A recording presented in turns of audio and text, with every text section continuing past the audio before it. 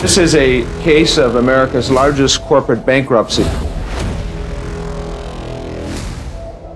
Breaking news alert is about former Enron CEO Jeffrey Skilling. The mastermind of it all, former CEO Jeff Skilling.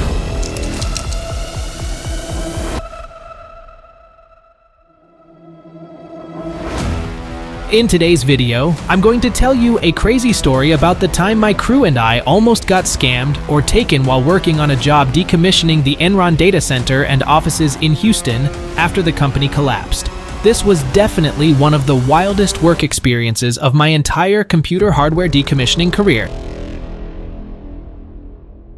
So make sure to stick around to the end.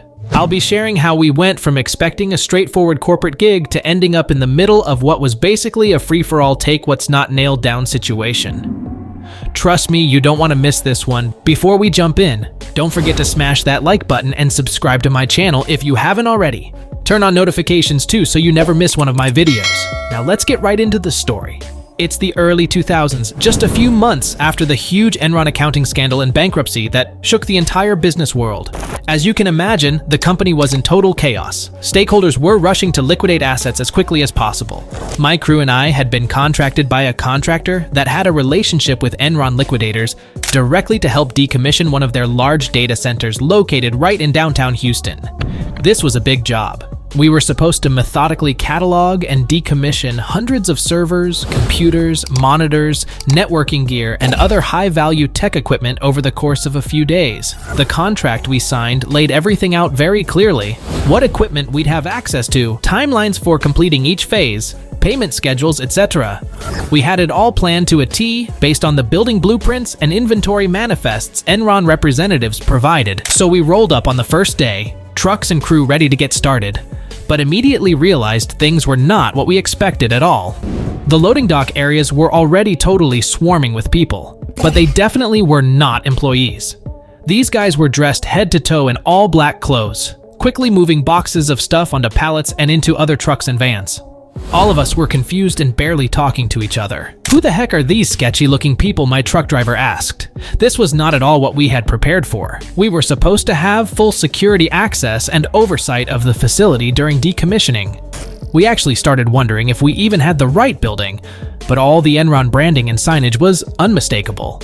This was definitely the building that we saw on the news. Clearly, we didn't get the memo that others were invited to the party. After watching the madness unfold for a few minutes, we cautiously entered the building to try and find any employees or facility managers who could explain the situation.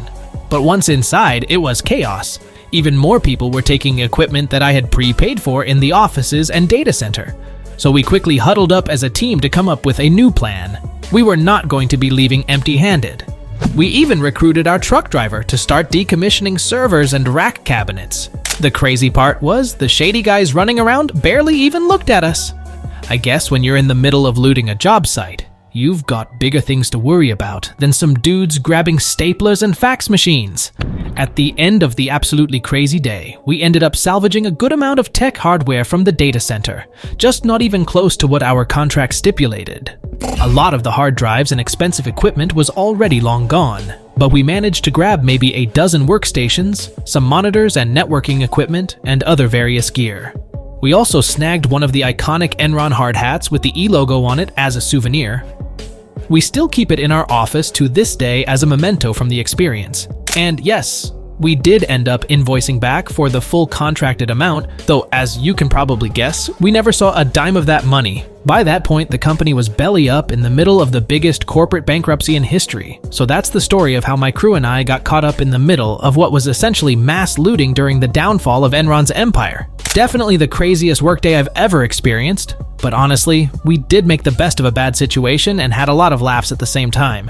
We scored some hardware to resell and made it out in one piece. Would I do it again? No.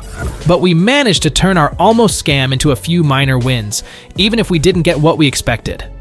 Alright everyone, that wraps up the insane story of my experience on the Enron data center job from hell. I hope you enjoyed this wild tale. Let me know in the comments if you want to hear more ridiculous stories from my IT contracting career. Don't forget to smash that like button before you go. It really helps the channel. And of course, hit subscribe and ding the notification bell if you haven't already. Trust me, you don't want to miss the next crazy story time. Thanks so much for watching, and I'll see you all in the next video.